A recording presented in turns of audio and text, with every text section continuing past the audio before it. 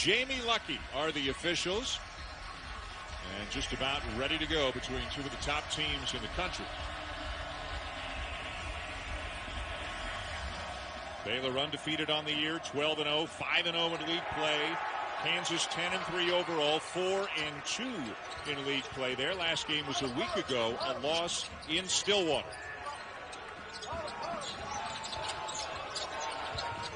Starting out the game, switching in their man-to-man. You get caught underneath, and Jared Butler just drills it. Ochai Agbaji got caught underneath that screen, didn't go over the top. Nobody stepped up.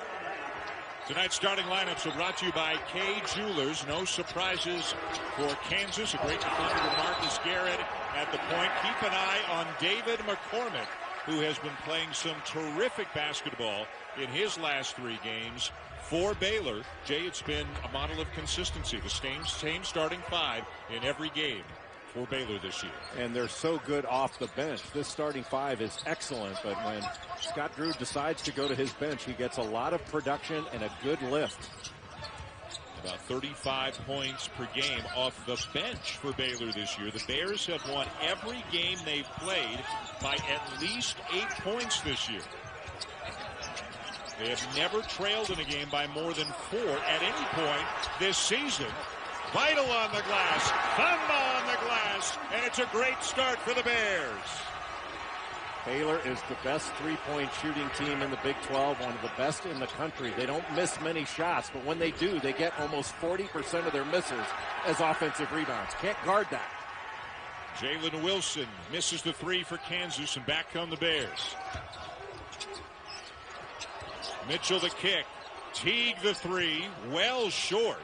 And Wilson down with a rebound. There's that shot fake and sidestep. And Davion Mitchell, when he drives, he forces help. And then he can play drive and kick. Wilson on the drive off to McCormick, and he will lay it in. McCormick averaging better than 20 points per game in his last 3, and coming off a 24-point, 12-rebound effort a week ago against Oklahoma State. That was a nice job by Jalen Wilson to slip that charge, because Davion Mitchell was there to pick up maybe his 14th charge of the season. As you said, one of the very best defenders in the country, Davion Mitchell. Teague penetrates. Another shot fake. And the drive and the layup. And one for Jared Butler. It was almost like Kansas was surprised that after the shot fake and the flyby that Butler would attack. Look, everybody's just looking, and finally David McCormick comes over late, but it was way too late. If you're that late, you got to go up to block the shot, not try to jump in and somehow take a charge.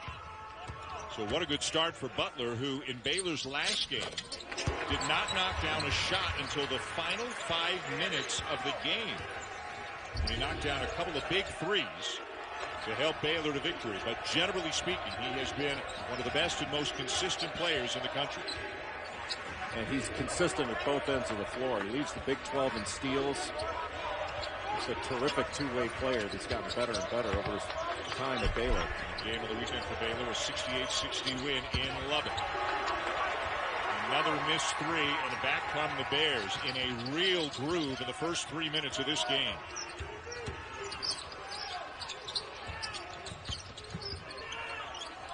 Sharing the ball nicely.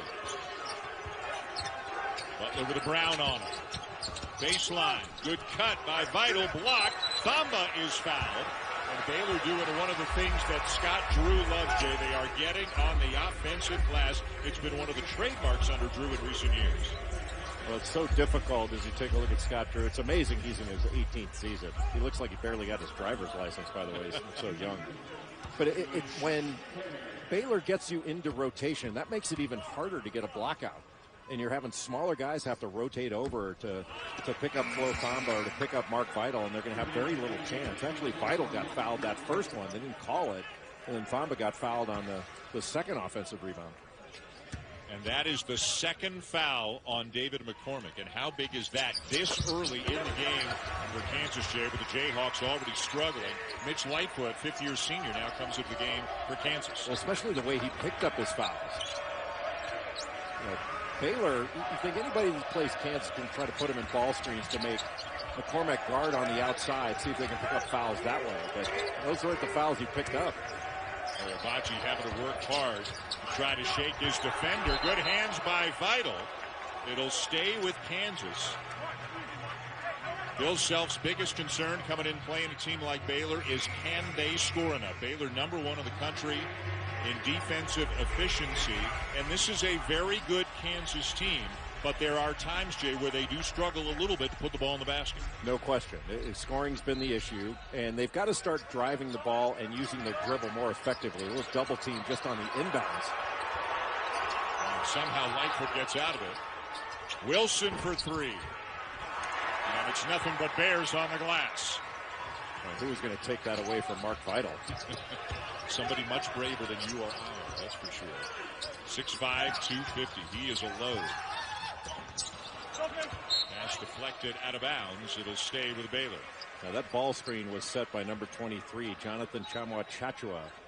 And he is such a good roller to the basket. He rolls so hard that he's going to take the defense and drag it with him, and that opens up so many things for his teammates. He's productive on his own. He's like 8 or 9 points, 7 rebounds a game off the bench, but his activity level is so impressive. Adam Flagler into the game for Baylor as well. The transfer from Presbyterian up top, and Vital slams it home. He's off to a great start, and the Bears are dominating. How did Flagler even see Vital through that double team? Must have seen him with his left eye alone. What a great pass. Abaji knocks down a three to stem the tide a little bit for Kansas. He had pressure on that shot. Jared Butler was right with him.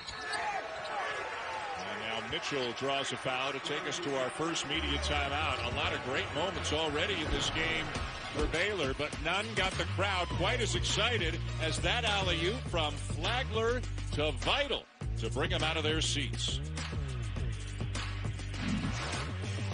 ESPN's exclusive present, really astounding. It is astounding on both ends of the floor, and just even in the Big 12, the categories in which Baylor leads the Big 12: scoring, field goal percentage, three-point percentage, three-point field goals made. They make 10 a game. You know, we said assists and steals, almost 10 a game.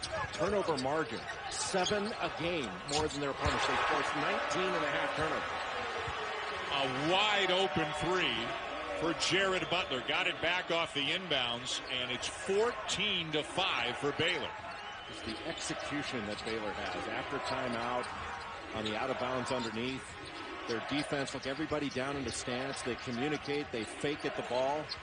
They switch everything. They switch to take something away. They don't just switch to pick up a man. That pass nearly turned over. Garrett's got a scrap to try to hang on to it, and it'll be a held ball. And it was Garrett and 3 Baylor Bears on the ball. They just collapsed to the ball. Everybody rallies to it. Garrett, the reigning Naismith Defensive Player of the Year from last season. As DeJuan Harris checks into the game for Kansas, now Jalen Wilson will go out. Mark Vital, who's off to a great start for Baylor tonight, he will sit down. Matthew Meyer has come into the game, and this is where, as you mentioned, they bring in Flagler, they bring in Chamwa-Chachua, they bring in Meyer. There's no drop-off for the Bears. Gives them a little bit of a different vibe, and what a great switch by Chamwa-Chachua. He just switched right out onto the ball, knocked it away, and all of a sudden, Baylor's going the other way. Chamwa-Chachua, a guy who didn't really start playing basketball until about 5 years ago, spent a year at UNLV, transferred, redshirted last year, and now along with Meyer and Flagler providing outstanding production off the bench. But and Jay talked about it already, Chamwa-Chachua's numbers are good, but he's better than his numbers. He does so many things well that don't show up in the box score for Baylor, but helps them win games. Just that hard roll to the basket. Marcus Garrett had to pick him up and leave Maceo Teague, a corner shooter, and Teague almost got a shot just from a hard roll from Chamwa-Chachua. Mitchell no, and Kansas down with the rebound. And if you can find a big guy who runs the floor harder than Chamwa-Chachua, let us know, because we haven't seen it. Aaron pass. Teague. Timeout, Kansas. Bill Self has seen enough in the first 5.5 minutes here in Waco.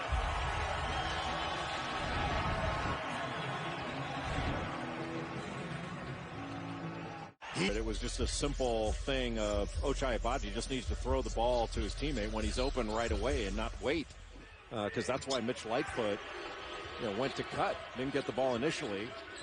So you trust the passer. But that was one of those unforced errors that when your teammate's open, give them the ball right away. Here with a nice pass into Lightfoot, who slams it home. And one of the very few times you'll see Baylor get taken advantage of, that after the timeout, just a quick screen and roll to the basket by Mitch Lightfoot. Nobody picked him up.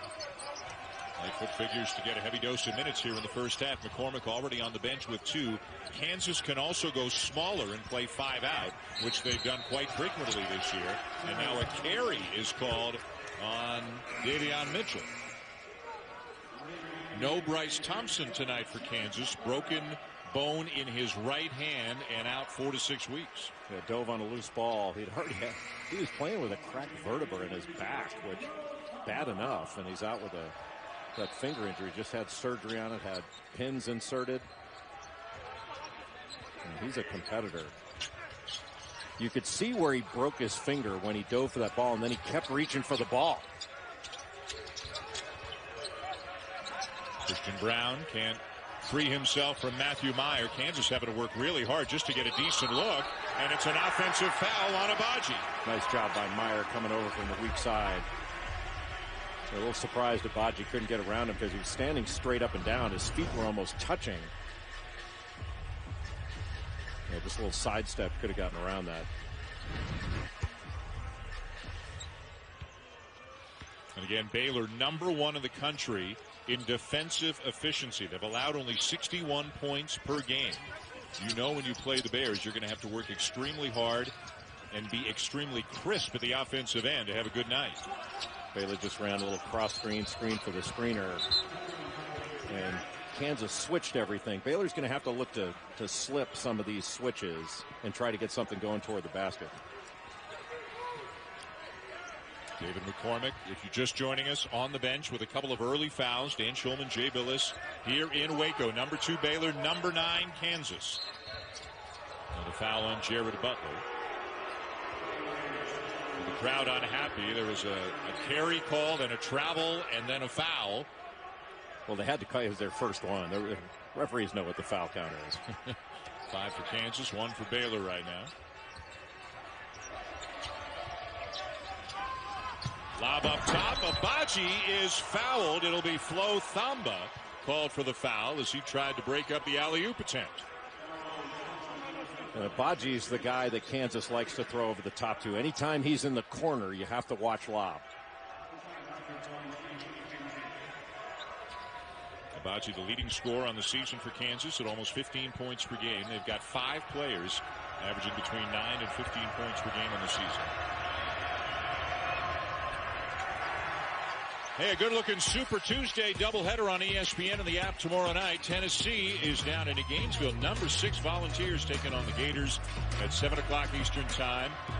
And then Duke and Pittsburgh facing off at the Peterson Event Center at 9 o'clock Eastern Time tomorrow night on ESPN and the ESPN app. Pitt's a very interesting team right now. Came off a 20-point win over Syracuse on the weekend. They scored 64 points in the second half to beat the Orange 96-76. And their 2 games against Syracuse, how many offensive rebounds they have? Like 80? Somehow that goes in. I think Thamba will get credit for it. That's the one where the other team knocks it in. Thamba and Meyer both have to run down court with their arms up as if they did it to see if the score will give them credit. Good cut by Abaji. Thamba bothered him on the reverse, but it's out of bounds back to Kansas. Boy, a lot of contact on that shot by Abaji. A little surprised that wasn't whistled. Wilson and McCormick return. So McCormick went out at about the 17-minute mark, so he sits for about 5 minutes and now comes back into the game with 2 fouls. The basket, by the way, the last one down for Baylor, was credited to Flo Thamba. With McCormick coming back, at some point you have to take a risk. I mean, with 2 fouls, you don't want to you'll play the best defense on your guy if you keep him on the bench the whole half. There's Thamba called for the foul. all that call is 2 hands on the ball handler is an automatic call. It doesn't matter how much, how much pressure you're putting on with those hands, or whether, the severity of the contact. You put 2 hands on them, they're calling it. That was just 2 hands on the ball handler. So Thamba picks up his second. He goes to the bench, and that means Chamwa Chachua is back in to guard McCormick. Wilson off to Garrett. Wilson again. And another Baylor foul. Looks like it's vital as we step aside for immediate timeout. When we come back, a look at the incredible rebuild that has been done here in Waco.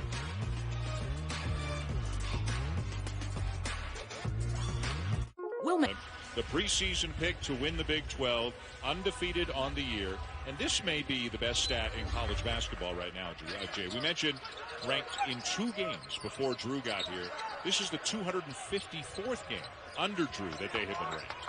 It's really a remarkable transformation of a program. And, you were very kind to say things weren't all rosy when he got here. This was probably the hardest rebuild in college basketball history when Scott Drew took this program over.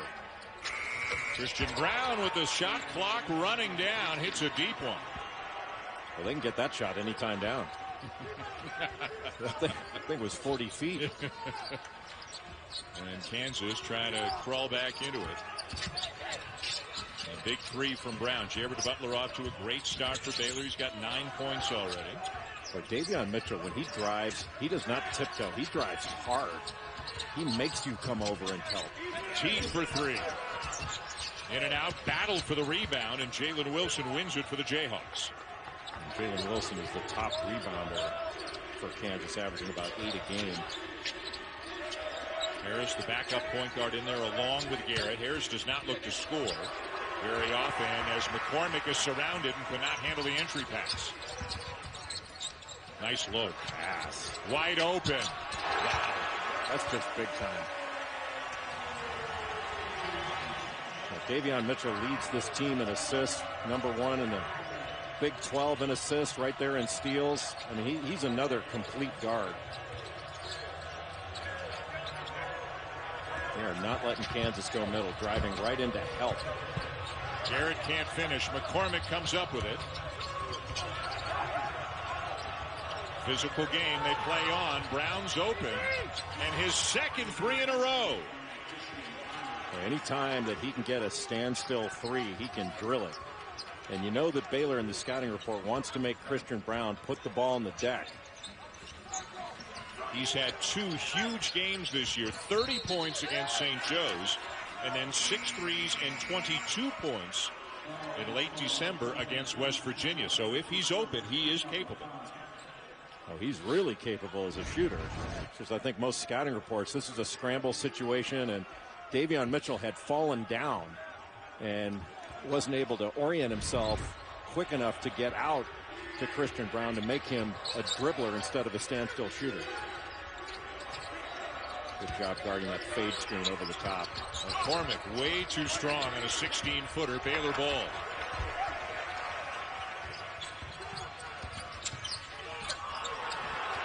And Butler went in there looking for the 3rd foul on McCormick. Oh. Harris tried to slam it home at the other end and had it knocked away. What an amazing block by Mark Vital. A finalist last year for the Naismith Defensive Player of the Year award that was won by Marcus Garrett. I mean, Devon Harris is out in front. He just slowed down. You got to get to the rim quicker. And Mark Vital took a clear basket away from Harris. What a great block. Vital's already got a bucket, 5 rebounds, an assist, and a block in this game.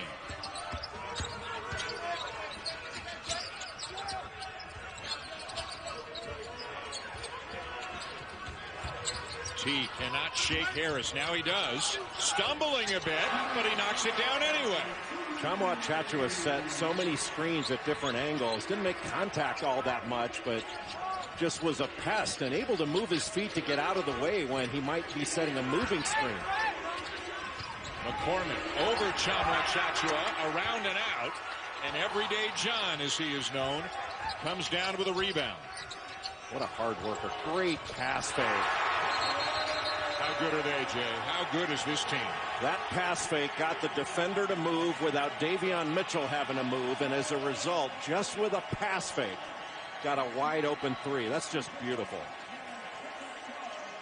Talent, experience, toughness. It's going to be hard to wrestle that award away from Garza, as great as he's been. But Jared Butler has been fantastic all season long at both ends of the floor. He's in the top 5 in scoring in the Big 12, leads the league in steals, 3rd in assists. Makes so many plays, both on offense and defense. You talk about a go-to guy. You can put the ball in his hands, and he's going to go get you a shot, and it's going to be a good one. Harris trying to keep possession, and then a foul is called on Butler, and you can see from the look on his face how he feels about that call. And Bill Self's going to make a change, try to get somebody else in there who can maybe ignite the offense a little bit. It started with Harris slipping, and the foul somewhere in there as Butler went trying to grab the ball. Yeah, that's a tough call because Harris had possession of the ball, and the ball was knocked away from him. If it would have been just tied up, I don't think you would have seen a foul call. That was a rough one for the official. And it's a big one. It's a second on Butler. He goes to the bench. Tristan Enaruna into the game for the first time for Kansas, number 13. Sophomore from the Netherlands who's been playing more lately and playing pretty well lately as McCormick turns it over. Look how quickly Everyday John got to the other end of the floor. T. Tchamwa Tchatchoua. Beautiful pass by Maceo T. All these guys look for each other. Just poor job in transition defense, though. They didn't find Christian Braun. Now he's confident. He's seen 3 of them go in. That one at the end of the shot clock, and then 2 off essentially broken plays. Over the top, Vital couldn't finish, and then he reaches in and fouls Brown. It was like 5-1 in fouls. Kansas had 5, and Baylor had 1. And man, they've been fouling like crazy ever since. You can argue with 1 or maybe 1. But the rest of them have been fouls. And now they're over the limit, so Kansas will be shooting free throws the rest of the way on any common foul. And Butler, their best player, sitting on the bench with 2.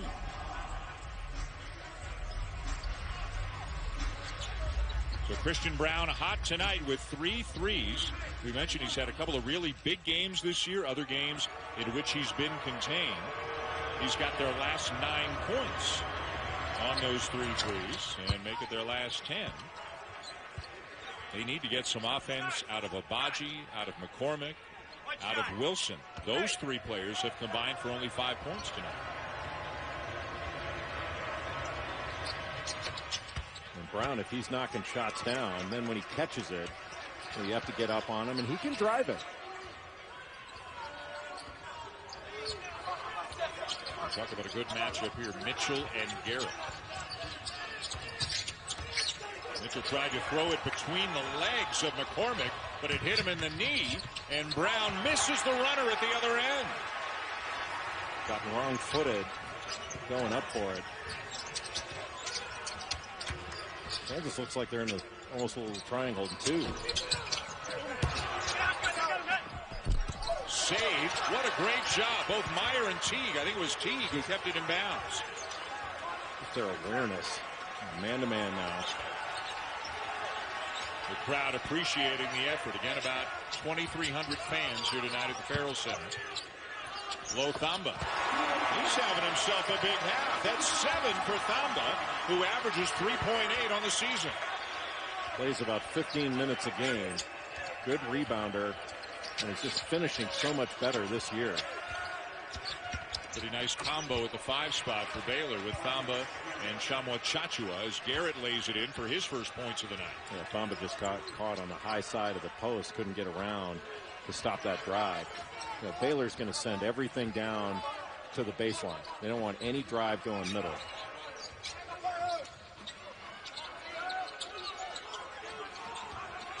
Flagler getting more minutes with Butler on the bench. And a great job to draw the foul by Teague.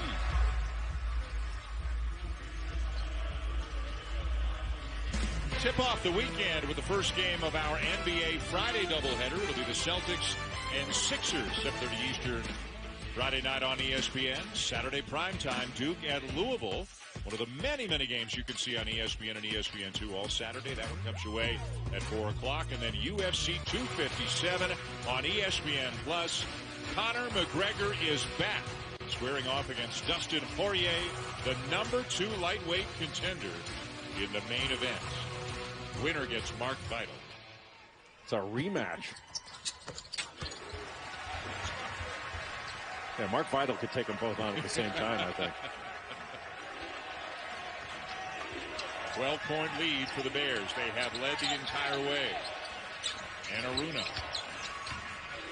Wilson. Boy, he just got forced further away from the bucket than he wanted. McCormick can't finish it. Baylor ball. Well, Kansas just set a little ball screen right at the elbow. One elbow screening for the other elbow. Floater will go for T. How pretty was that? To just stop short so that you don't draw the charge. His mid-range game is so good. We mentioned they're #1 in the country in defensive efficiency. They're #4 in the country in offensive efficiency. Sometimes their offense doesn't get the credit it deserves. Good job to drive middle, and you can't let that happen.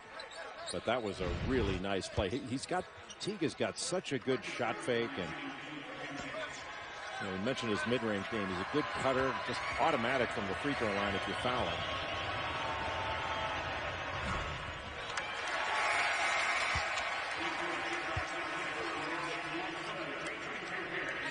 Garrett misses the first as McCormick heads back to the bench. Lightfoot returns for the Jayhawks.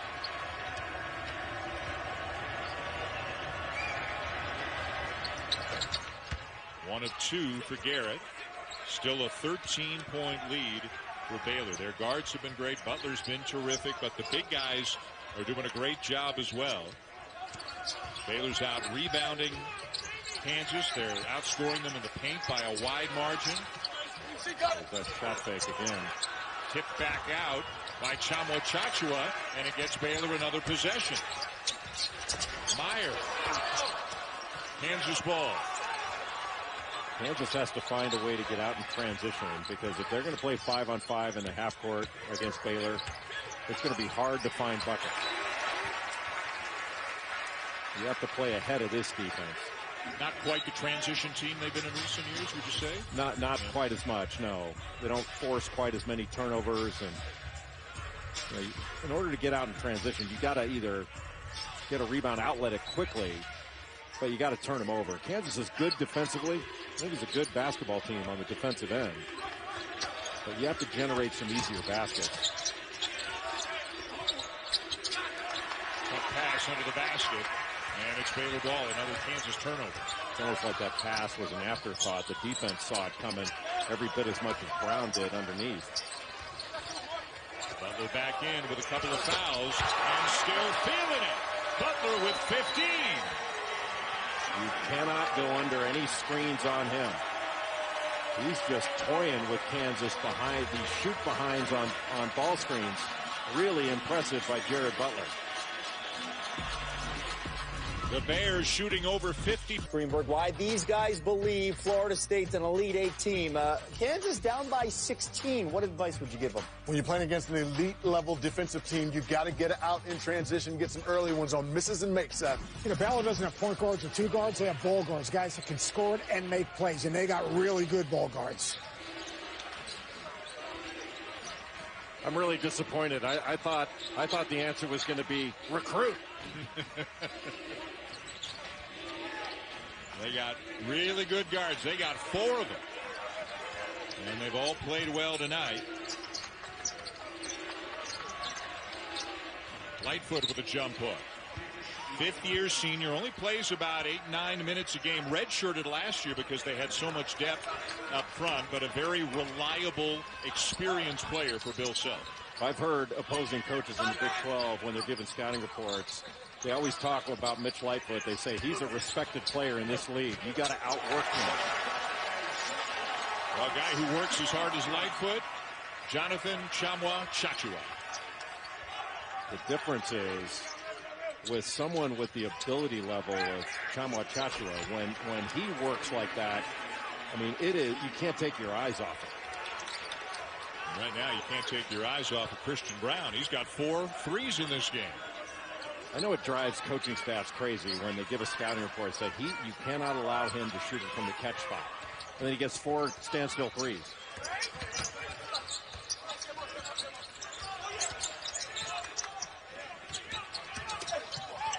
Butler somehow got by 2 defenders and softly laid it in.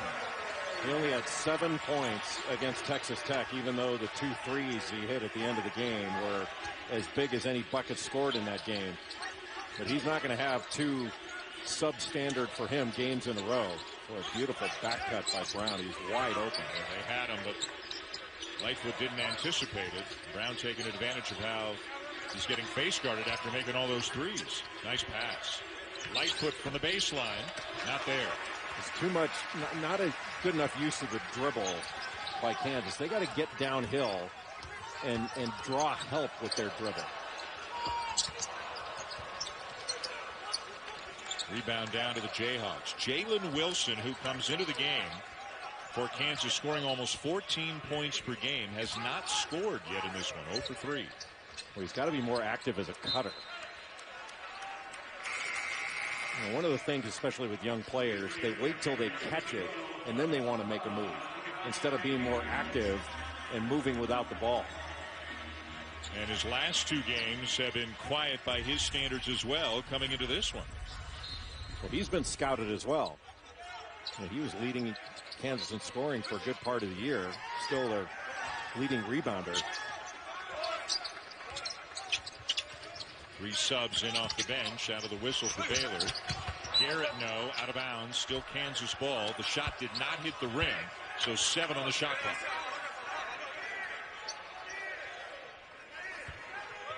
Wilsell trying to get people's attention a little bit easier now with not nearly as many people in the building as there normally are. Although this is the loudest building I've been in all year.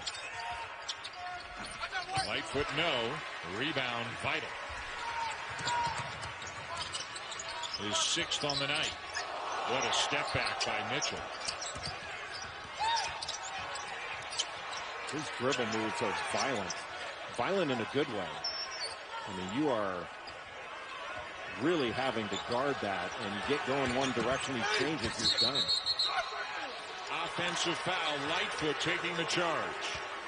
Yeah, you're not going to be able to drive all the way to the bucket right down the middle without passes being made.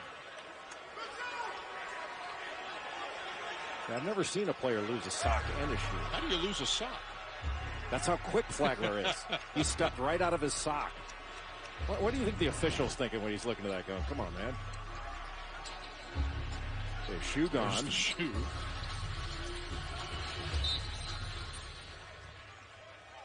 He must have taken it off himself for better traction after he lost the shoe. Would it be just as quick to put the shoe back on?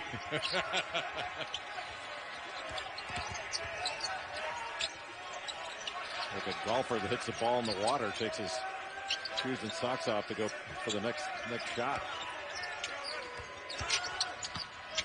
Wilson with a runner, and there are his first points of the night. Really good job attacking off the dribble.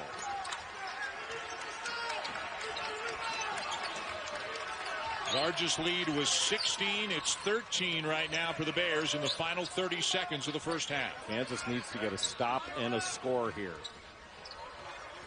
You cut this lead down just even to 10 or 11. Then you'll feel a lot better about yourself going into halftime, stopping the score. Gotta get a shot off, and they won't. There's the stop. Now can they follow it up with a score?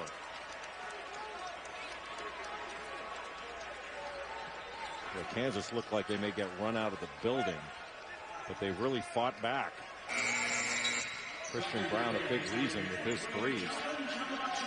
4 for 4 from out there. 14 points on the night. Jared Butler leads all scorers with 17. Let's see what Kansas draws up here in the closing seconds. A drive by Garrett. And Aruna for 3. Long rebound. Good if it goes, or will it count? They're going to have a look at it with the naked eye. I don't know about you, Jay. I thought he got it off in time. I thought it was good. Yeah, but they're going to have a look at it. The official did too. The official said it was good. Now they have to go over and check it to make sure. So at the moment, let's say that it counted. for Mitch Lightfoot and the Jayhawks. You take another look. Well, he didn't get it off against Texas Tech, where he wasn't what he would consider his best. He came out and showed his best in the first half against Kansas. Ready now for the second half of our Sonic Blockbuster. Baylor leading 41-28. Trying to stay undefeated, the number 2 ranked team in the nation, of course, all season long. Jay, as you well know, it's been Gonzaga 1, Baylor 2. There's been a lot of movement underneath that from 3 on down. And you've talked about this on a number of the games that we've done. You felt from the outset, really, there are those 2 teams, and then there's a bit of a separation between them and everybody else. That's the way I see it. There's a long way to go. And, boy, that was a huge bucket for Ochai Agbaji. He only had 3 points in that first half. And you could tell Bill Self wanted to run something for him to get him started, because if he's only going to score 3.5, there's no way Kansas is going to win on the road. Yeah, I do think, Dan, to your point, that Kansas and Gonzaga and Baylor are a cut above. Mitchell.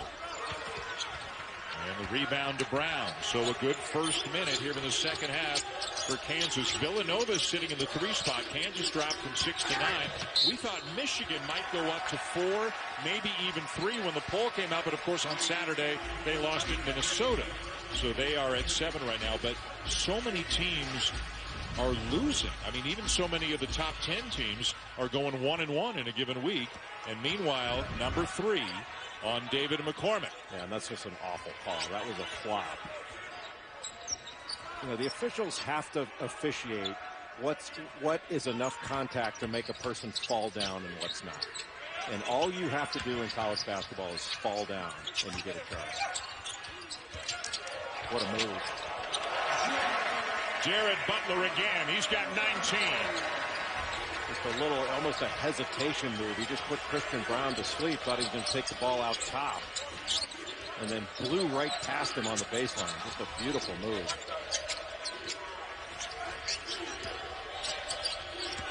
McCormick guarded by Thamba. The kick. Agbaji wide open. His second 3 of the second half. And McCormick does a really good job of passing out of the post, and especially looking opposite. I mean, earlier in the season when they beat Creighton, it was not only the shot that Jalen Wilson hit basically to win the game was off of a pass by McCormick. You know, and it feels like more, and it's been as many as 16. It's only 9 right now, and a pass through the legs of Vital turns it back over to the Jayhawks. Non-handlers handling it. Good job by Mark Vital to pick up Flo Thamba. Look at that little hesitation move. Just blew right by. Just a gorgeous move. Basically put Brown to sleep. You can hear the fans making a little bit more noise right now here in Waco. Trying to give their team a bit of a boost. 25% capacity in the building tonight. Wilson for 3. Boy, how big would that have been? Would have made it a 6-point game, but it's Baylor ball. On the weak side, when Kansas is running action, they're getting little pin-in screens, almost fade screens, to try to get some separation so they can get a 3. And then you can attack a closeout. Lothamba had a great first half for Baylor. 3 for 3, 7 points, 4 rebounds. Nice combination. Thamba and Chamo Chachua sharing time in the middle. Butler, why not? What a night for one of the best. You know, it's not like Baylor's weren't really running anything right now. It's almost like they've gone to a little bit of isolation ball. And they're certainly going to the hot hand. I'm not sure how much hotter Jared Butler's hand can be. 8 for 10 from the field, 5 for 6 from 3. How about Davion Mitchell just blowing up that action that Agbaji was trying to get going. Out of bounds and back to Kansas despite a good effort from T.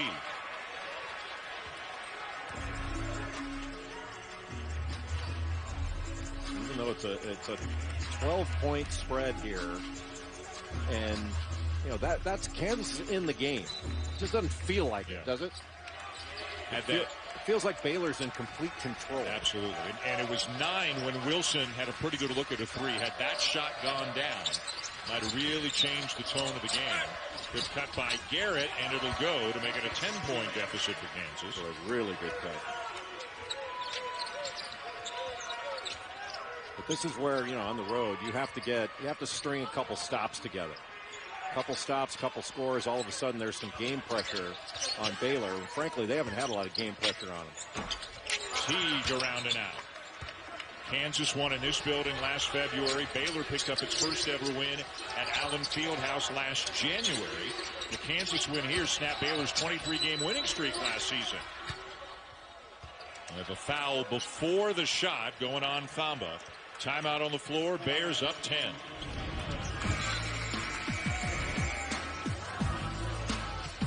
Would have been a 1 seed in the tournament last year. Would have had an outstanding chance to get to the Final Four. Maybe cut down the nets. And Jay, they're every bit as good and maybe better this season. Yeah, both these teams last year, really good inbounds play. Not well defended by Baylor. But both these teams, Kansas and Baylor, I thought had a legit shot. Not only get to the Final Four, but to win the whole thing. And you obviously felt bad for everybody, but especially these teams. And then I thought Florida State, San Diego State, and Dayton. Yeah. Florida State, San Diego State, and Dayton, I thought, had arguably their best teams in the last 25 years. And that'll be an over and back. So all of a sudden, maybe not all of a sudden, but it is only an 8-point lead, and it's Kansas ball. I don't think I'll ever forget the game you and I did in Maui last year between Dayton and Kansas. One of the best games you'll see, and Kansas had to play extremely well and won the game in overtime over Obi Toppin and Dayton. The Flyers went on to have a fantastic season. Yeah, that was a spectacular game. Azubuike and Toppin were both fabulous. Oh, tipped away by Tchamwa Tchatchoua. Can't throw it high enough. And the big guy running the floor as he always does. The ball finds the most active player. And Jonathan Tchamwa Tchatchoua is the most active player. And my mouth hurts from saying that. Runs like a deer, 38.5-inch vertical, 7% body fat, and gives as good an effort as anybody you'll ever see.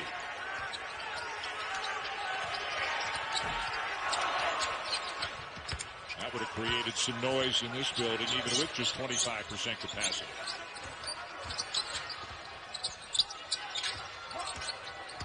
Wilson, Vital didn't bite on the fake at all. Stayed right with him. McCormick double teamed. And Vital's got it. A lot of contact on the arms. Remember, Baylor and Gonzaga were supposed to play earlier this year. Again, beautiful basketball. Mitchell the three, Butler the assist. And Tchamwa Tchatchoua made that happen as well with the little drag screen, and he rolls hard. You got to pick up that roll, and that means there's going to be a wide open shooter on the perimeter. And McCormick just picked up his 4th foul. They call him Everyday John because he brings it at a high level every day. The lob pass, not many players are going to be able to have contact with the big guy and still be able to get up and take that pass away. Then he runs right down the floor and gets the stick back. Born in Cameroon, as Jay mentioned, his nickname is Everyday John. Played at the NBA Global Academy in Australia. Spent a year at UNLV and then transferred, redshirted last year here in Waco. I don't know that any program in America, there are others in the same ballpark, but nobody's done much more with transfers and redshirts than Baylor has. And Tchamwa Tchatchoua has worked incredibly hard. You can read all kinds of stories. A great one in The Athletic today about all the time that he spends. Sometimes his Lightfoot gets free for a jam. Sometimes, Jay, working without a ball, just working on footwork, working on screens, working on the quote-unquote little things that will make his team and his teammates better. Yeah, the key word, working. He's a tireless worker. And Baylor needs to run something on the offensive end. They've taken a number of shots without making the defense work. That's a little better. Just the action they had out front caused the Kansas defense to move a little bit. If they don't make the defense move, you're not going to get anything. You have to settle. And I know we're going to town on this, but it was a great steal by Tchamwa Tchatchoua that gave Flagler that open lane to the bucket. When he steps out to challenge that shot. That looked like a lot of arm there. And Eventually the whistle blows and a foul on Mitchell.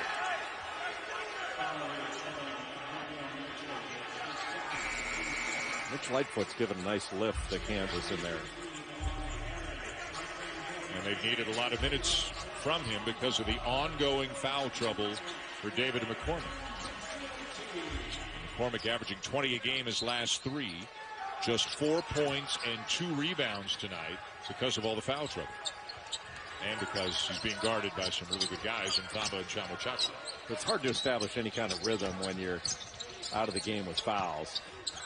And 3 of them were, you can't argue it. That one charge call was ridiculous, but everything else was fine. High arcing 3 for Ochai Agbaji. And again, as you just said, it feels like Baylor's on the verge of really just breaking it open, and then Kansas will make a shot, and it's down to 10. Well, Kansas is prideful. But it's one of those things where I think Baylor's got to run some better offense. They have the lead and they've done some really good things, but you're not going to shut out teams for long periods of time. They've got to continue to compete on the offensive end. Harris gets in deep, kicks it out for Anaruna. Offensive rebound, Lightfoot. Great steal. Yeah, Flagler playing free safety. Butler back to Flagler and 1. That was a bad mistake by Kansas. And Baylor able to take it the other way. Kansas able to get a number of offensive rebounds because they shoot so many threes and those long rebounds. And Flagler with a good catch and finish to get fouled. Going to snake this screen to get past David McCormick, and Christian Braun feels like he's got to help out, and when he does, that leaves Davion Mitchell wide open for a standstill jumper, and that was made possible just because the excellent job that Jared Butler does in negotiating that ball screen. Doesn't just blast off it, just handled it so well and attacked the secondary defender, the big guy David McCormick, and created a shot for his teammate. Preseason first-team All-American. And right now Butler leading the Big 12 in steals, 3rd in assists, 5th in scoring, as Mitch Lightfoot continues to give Kansas good minutes off the bench. Well, his teammates are doing a good job of getting downhill. They're getting toward the basket and drawing help. And when that help comes over, they've been able to spread the floor. Good steal by Agbaji. He read that all the way. And he went up there with a vengeance. The foul called on Matthew Meyer. That was a meeting at the summit, wasn't it?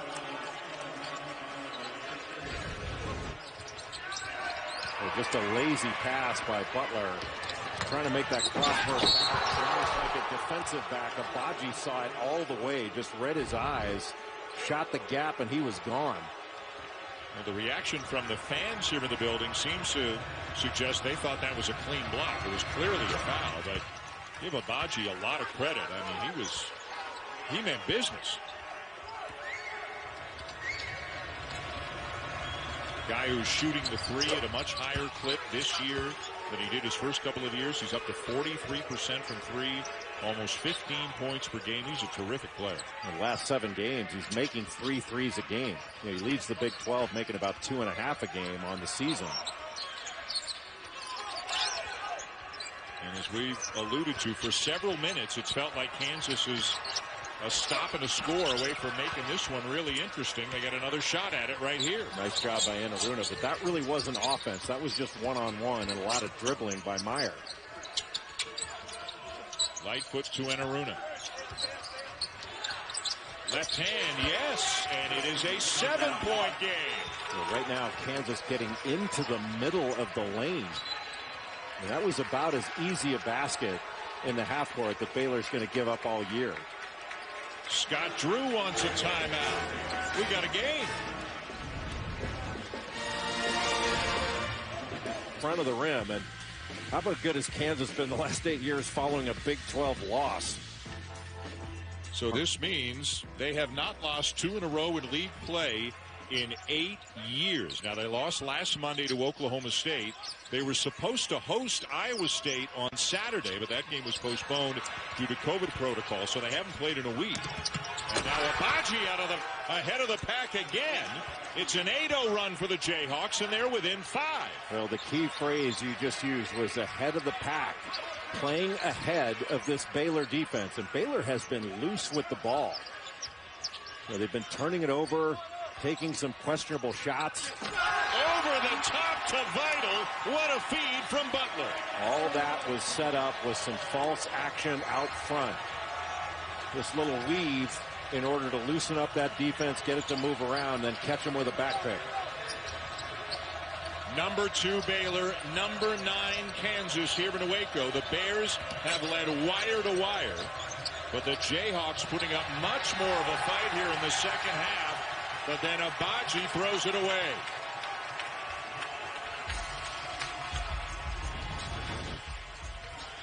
There's those screens, and actually it wasn't a back pick. It was just 2 screens in a row. One by Vital and then by Tchamwa Tchatchoua. And able to get Mark Vital above the rim. Now they've lifted the offense now, give more room to cut. Mitchell passed it up. Teague won't. Hit Abaji. Yeah, and Abaji had his foot out of bounds when the ball hit him.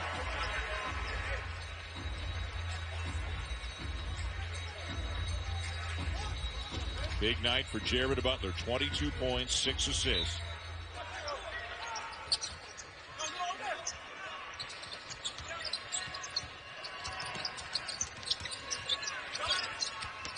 Mitchell trying to turn the corner, has to kick it back out. Another ball screen from Tchamwa Tchatchoua. Another 3 for Butler. Tchamwa Tchatchoua is so good at running out, setting those screens. Even if he doesn't hit you, he requires you to go around him. And that's going to give a little bit of space to Butler, and that's all he needs, a little bit of space, and he blocks a shot of Marcus Garrett on the other end. His activity level is awesome. He is beloved within the program and by the fan base for the energy on the bench, the energy on the court, the selflessness. You can see why. I mean, you don't have to give him the ball. He goes and gets it anyway. And as inexperienced as he is, relatively speaking, really having only played for 5 years, maybe just scratching the surface, Jay? Yeah. Teague. Because his fakes are terrific. Plays with really good pace. It was down to 5. Now it's back to 12. 7-0 run Bears. But Abaji needs to shoot that. That's a big guy on him. Lightfoot will put up a 3. Baylor ball. So the Bears can turn it on in a hurry, can't they? Yeah. Both ends of the floor. You like the offense they're running a lot better the last few minutes? Yeah, there's movement. You know, it's not as much dribble. Tchamwa Tchatchoua as Lightfoot tried to take a charge. But the big fella banks it in. It's a 14-point lead. Timeout, Kansas.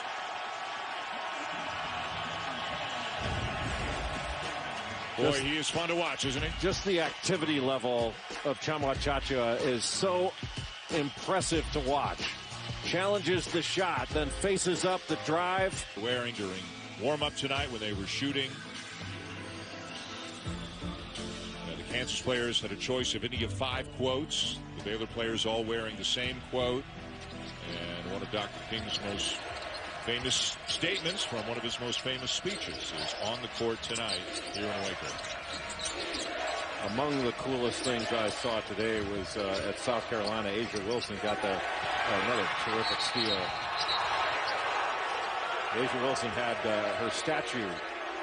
There's a statue of her now on the University of South Carolina campus, and she had said her grandmother wasn't allowed to walk across that campus, and now her granddaughter has a statue on that campus. Isn't that amazing? Yeah. It's so moving. Crowd did not like that foul as Abaji collided with Butler.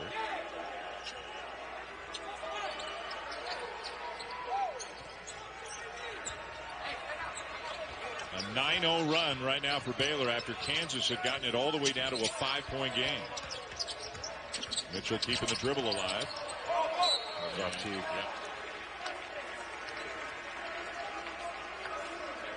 These two teams will meet again at Allen Fieldhouse right near the end of the regular season, February 27th.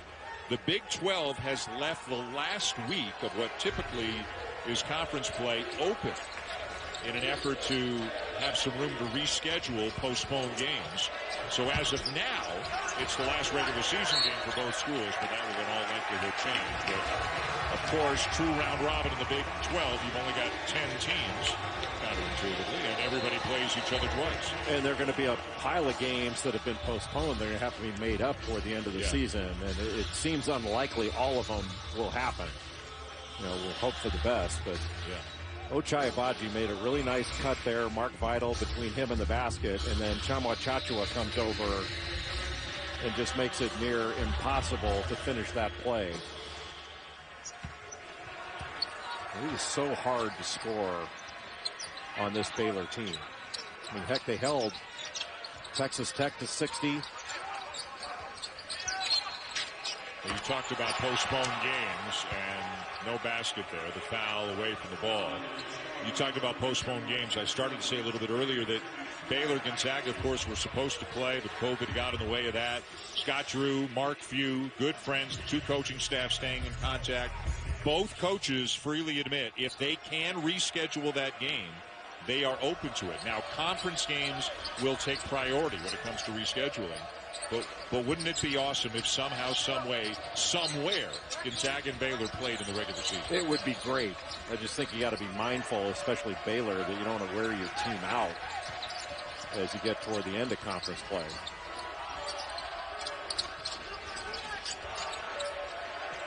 Brown.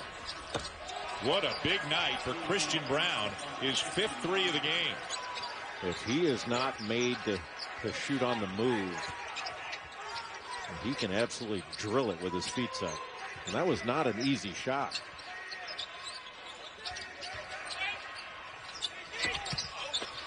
Butler a little bit strong, kept alive by Tchamwa Tchatchoua, and Garrett can't keep it in bounds. Brown's got that shot credibility, so when he gives a little fake, ball's going to come back out. He gives a little fake on a step back. Butler just flies by and with his feet set. He just hits the bottom every time.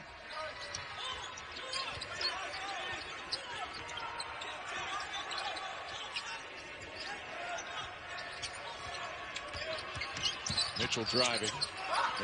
McCormick playing with 4. Not this time for Butler. And Garrett gets called for a foul.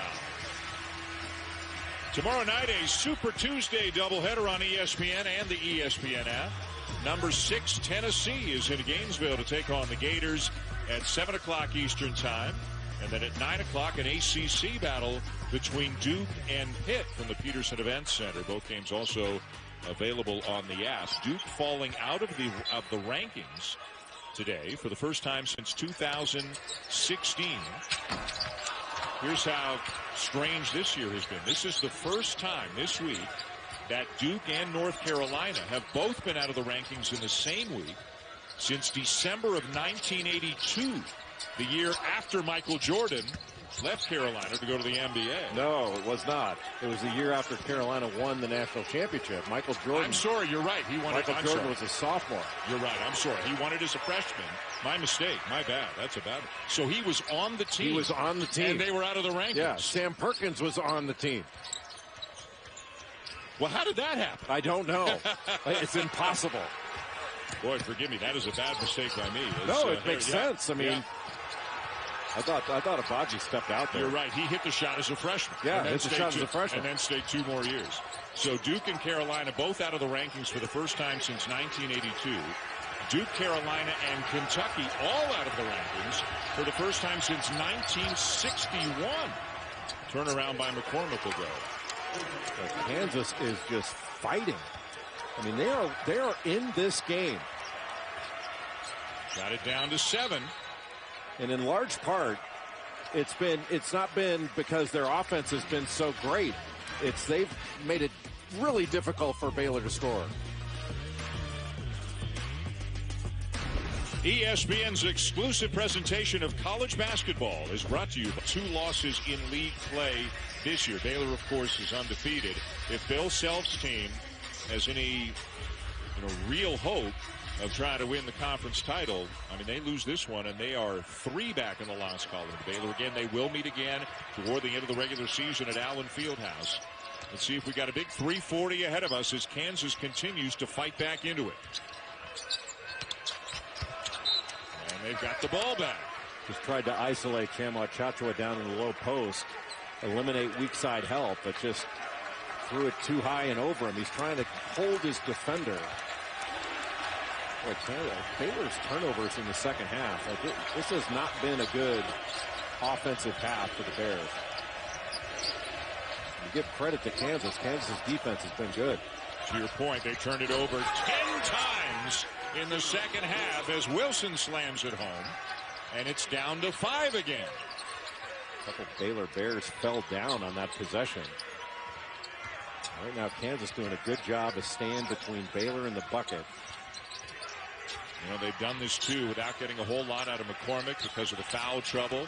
They're going 5 out right now. No true big guys in there. And what a huge shot for guess who? Jared Butler, who's got 28 on the night. 7 made 3-pointers. And Bill Self not happy that a charge wasn't called. And Jalen Wilson had switched out.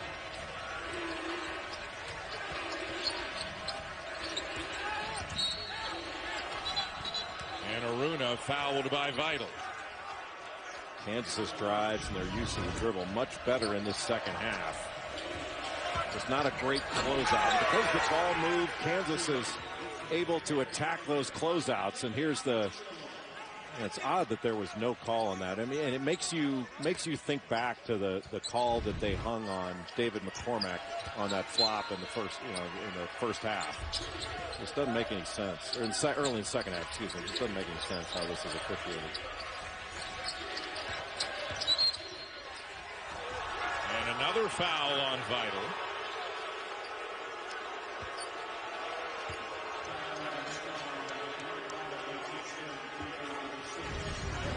Probably just got that forearm on him there. Yeah. So 6 on each team here with 2:24 to go.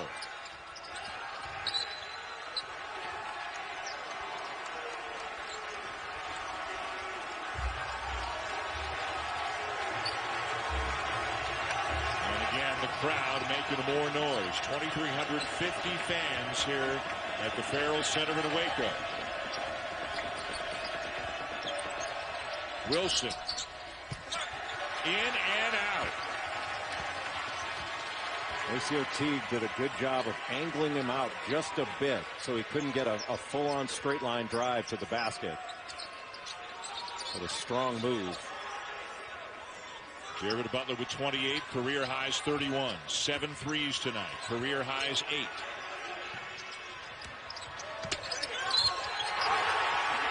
Chance for 3 for Maceo Teague. Well, Maceo Teague doing it on both ends. First on the defensive end. Just on this drive, just angles out Wilson just a bit to make that shot more difficult. And there's the shot fake and just got Garrett off balance with that little shot fake and got the angle and the foul and the finish. Really good sequence by Maceo Teague. 13 points tonight for Teague, and it's back to an 11-point lead now for the Bears with 1:45 to go. How many guys have been like Maceo Teague when they've been all Big South and all Big 12? Yeah. got a chance to get all conference recognition all 4 years of his career. Like everybody on the Baylor starting lineup last year was all Big 12 and one thing or another, whether it's first, second, or third team or all defensive team. It is amazing. I don't know that that's happened before. Vital and honorable mention, all Big 12 and an all defensive team. Garrett back of the line. And you've watched and done a lot of Baylor games in the last couple of years.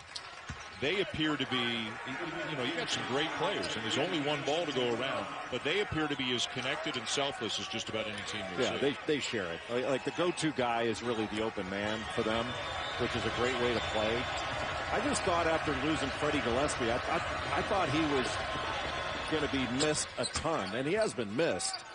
He erased a lot of mistakes last year for this defense, and he could knock down a perimeter shot like a 12, 15-footer around the foul line. What a great story he was. Just picked second in the G League draft, and a guy that Chamo Chachua credits a lot for helping him learn the game more in his redshirt year last year. Everyday John, Dan Schulman, once in a while Jay. That might be giving me too much credit. Yeah. Only when he feels like it, Jay.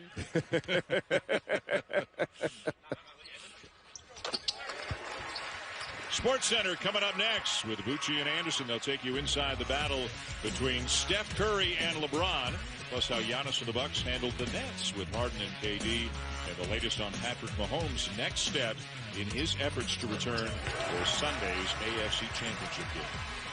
John Buccigross, the only Sports Center anchor, well, actually the only guy I know that irons his golf shorts. It's like a hoop scoop for a Sports Center guy. Yeah. Just right there. Another turnover. That says it all, doesn't it?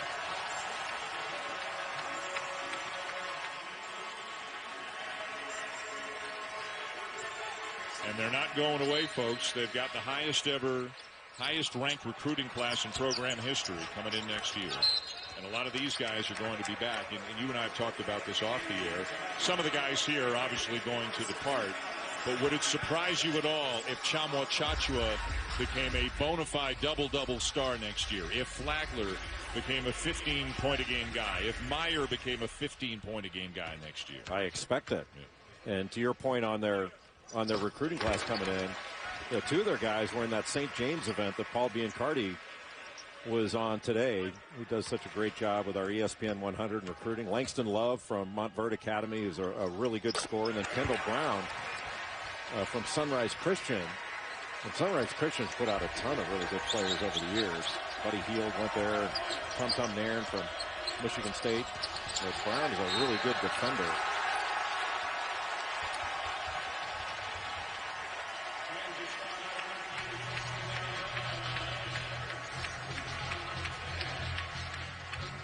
Well, you hope it's nothing serious, and the way, he bent his foot, you hope he's just working through a cramp right now. That's the way it looks, yeah.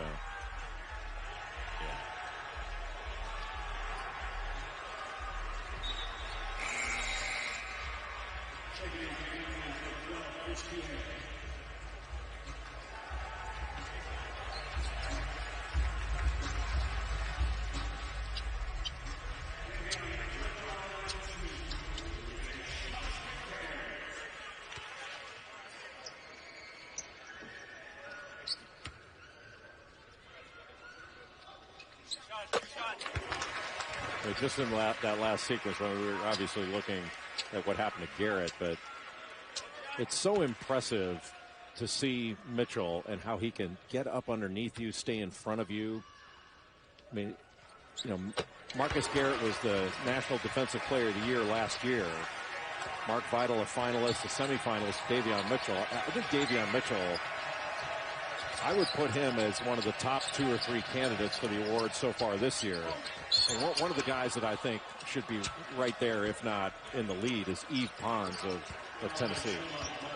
We often say something, this guy can guard 1 through 5. Yves Pons means it. He can guard 1 through 5. He can guard 1 through 8. He can guard 3 guys coming off the bench. Yeah.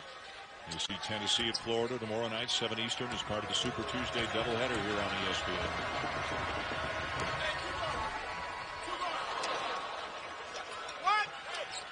So Kansas will drop to 4-3 in league play. Baylor will remain undefeated, 6-0 in the league, 13-0 overall.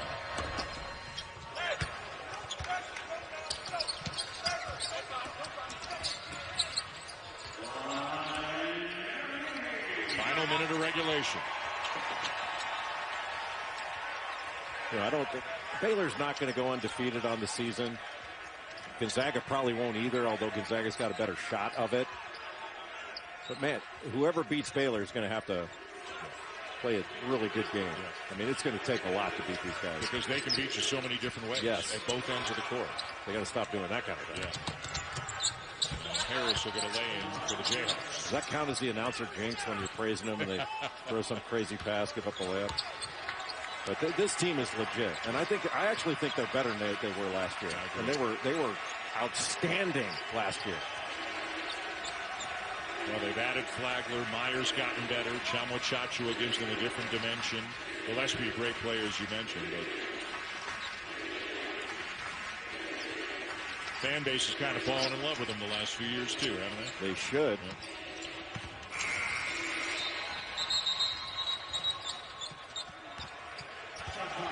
Tonight's player of the game brought to you by Phillips 66, the easiest call that we've had to make all night. Jared Butler, 1 point shy of his career high. A magnificent night. 7 for 9 from 3, 30 points in the game, and 8 assists to go along with it. Well, it wasn't quite a perfect game, but it was near perfect. Had a couple of turnovers, but other than that, there's not a lot to complain about. Jared Butler was just fantastic. What a player. And what a bounce back. He only had 7 points, which for him is a poor night. He bounces back with 30. That's going to count. Chris Tehan, a walk-on, a senior from Leawood, Kansas, will bank home a 3 at the buzzer. Made somebody happy. Somebody was happy about that. You're exactly right. 77-69. Baylor over Kansas after that late 3. Another impressive win for the Bears. For Jay Billis and our entire ESPN crew here with the Waco and Dan Shulman, thanks for watching. SportsCenter's coming your way right now.